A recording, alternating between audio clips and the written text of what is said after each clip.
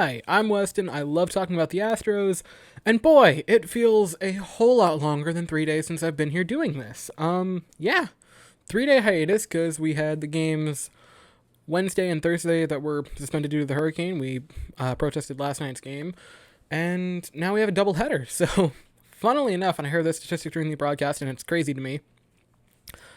Two of the three no hitters at Minute Maid in its history have been in within 5 days of each other. That is hilarious to me. So yeah, it's good to be back. I missed it, and I missed Astros baseball. It felt a lot longer than 3 days. It was so weird not having baseball. It felt like 2 weeks. Maybe it's just because I was super busy the past 3 days. Yeah, nothing's changed other than my baseball here that I had a case on. I knocked it over and I broke the glass case that was over top of it. So yeah, I'm an idiot, and I will need to get that replaced or fixed. So today I'm going to recap Game 32. Sorry that I rambled for so long. Game 32 of the regular season, Astros versus the Athletics. Astros won it 4-2, out-hit them 8-6, I believe, yes. Good game for the offense, basically the first inning. And I'm going to start with pitching. McCullers, I don't mean this to sound mean. He looked fine.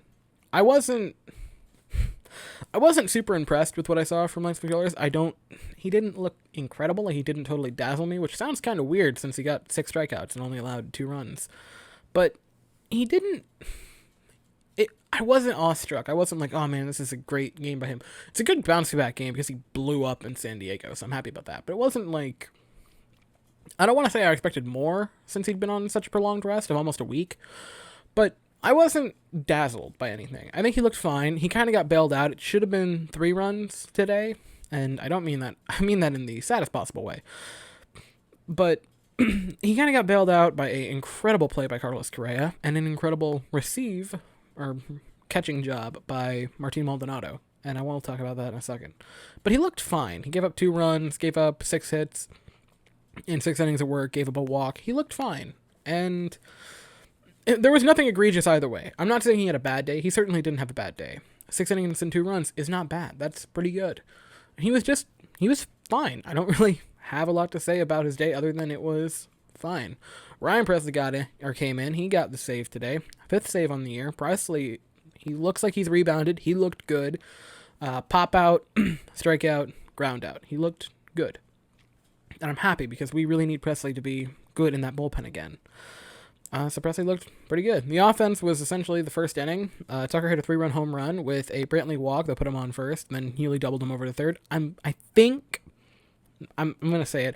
If Brantley wasn't nursing that injury, and he wasn't probably a little nervous to run on it, I think he probably would have scored on the Healy double.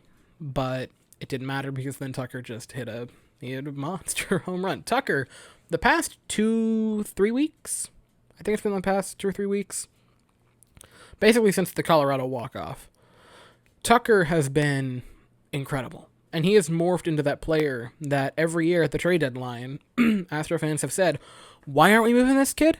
Like last year at the trade deadline, I saw so many comments when we were trying to get another pitcher. People were like, why aren't we moving Tucker? Like, why do we keep saying Tucker's untouchable? And I believed in Tucker.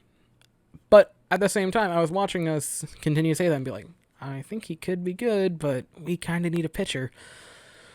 He, this year, specifically the past few weeks, has shown why he was untouchable. He's shown why he was completely unmovable and why we didn't want to move him, because we did not want this kid who the past 3 weeks has woken up to come back and hurt us later on. He's been fantastic the past couple weeks, and I'm so happy to say this because I've been a Tucker believer since his debut, not his rookie season, but since then I've been a believer in this kid, and I knew he just had to unlock it. In the past couple weeks he has.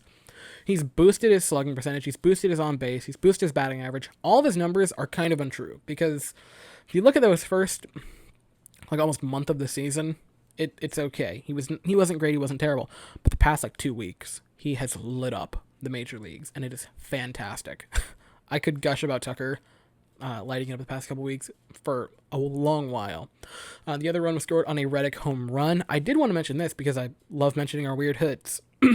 Springer's weird error double that got launched into the air, I couldn't stop laughing. I don't understand how that wasn't ruled an error at any point. That was ruled a double by Springer. And I'm like, really? You're going to rule that a double? How is that not a single and an error? But I thought that was hysterical. We are the weird hit kings. It's as simple as that. We are the weird hit kings. It's the truth. The defense of Carlos Correa, and I do want to get to this. The defense of Carlos Correa.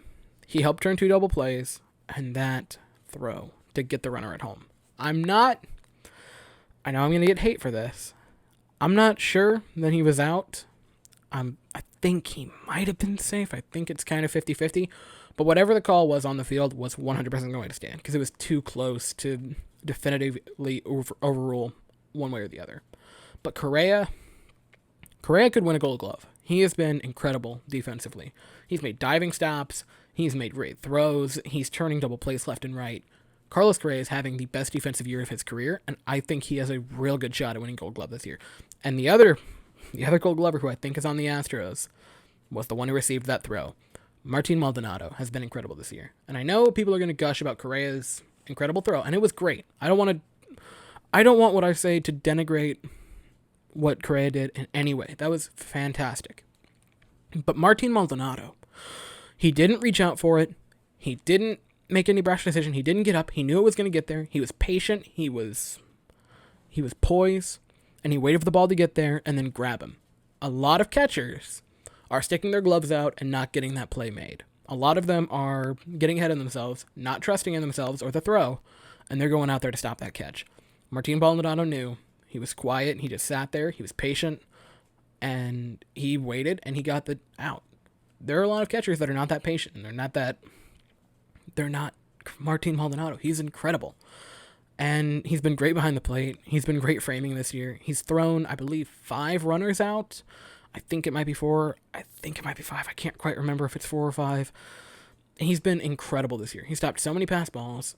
I can't stop gushing about Maldonado. I think he could probably win the Gold Glove this year for catcher. I think at this moment in time, Correa's making a good case for shortstop. And I know it hasn't been like dazzling or anything, but I think Greinke's also making a case for his 6th consecutive Gold Glove as a pitcher. And speaking of Greinke, that's what we in the biz call a segue. I'm joking. I'm not in the biz. Zach Greinke will be making the start in like 30 minutes or so, whenever the next doubleheader starts. So yeah, that was a very long video, and I gushed about a couple players really long. Thank you so very much for watching. I hope you have an absolutely fantastic day. I will be back in an hour, or not an hour, but in a couple hours to recap the next game of the doubleheader. Thank you so much for watching. Hope you have a great day, and go Stros.